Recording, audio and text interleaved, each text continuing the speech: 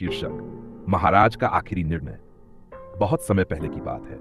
उत्तरगिरी राज्य के महान और बुद्धिमान राजा महाराज विक्रमादित्य अपने अंतिम दिनों में थे। उन्होंने एक दिन दरबार में घोषणा की, मैं अपना उत्तराधिकारी चुनने के लिए एक प्रतियोगिता रखूंगा। जो मेरी 3 चुनौतियों को पार करेगा वही अगला सम्राट बनेगा।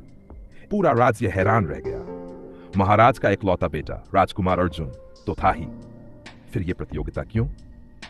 पहली चुनौती, राजकुमार और राज्य के 3 योगी युवाओं को एक रहस्यमयी गुफा में भेजा गया। उन्हें वहां से शाश्वत दीप लाना था जो केवल सच्चे साहसी को ही दिखता। अर्जुन सबसे पहले लौटा, लेकिन खाली हाथ। बाकी 2 लौटे ही नहीं। सिर्फ एक युवा युवराज सूर्यमणि दीप लेकर लौटा। दीप जल रहा था, लेकिन उसकी लौ नीली थी। महाराज मुस्कुराए पर कुछ बोले नहीं। दूसरी चुनौती, एक पहेली दी गई। एक ऐसी चीज जो तुम्हारे पास भी है, मेरे पास भी है, पर हम दोनों उसे देख नहीं सकते, पर खो जाए तो सब कुछ बदल जाता है। केवल सूर्यमणि ने सही उत्तर दिया। अब दरबारियों और अर्जुन के मन में बेचैनी थी।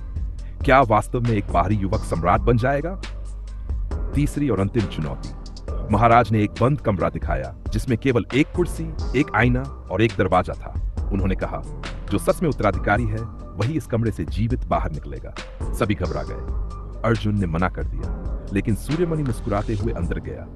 2 घंटे बाद दरवाजा खुला और वह बाहर आया, शांत और गंभीर। महाराज खड़े हुए और बोले, अब समय आ गया है सच्चाई बताने का। सूर्यमणि मेरा ही बेटा है जो युद्ध के समय मुझसे बिछड़ गया था, और यह सारी परीक्षा मेरी उस भूल को सुधारने का रास्ता थी।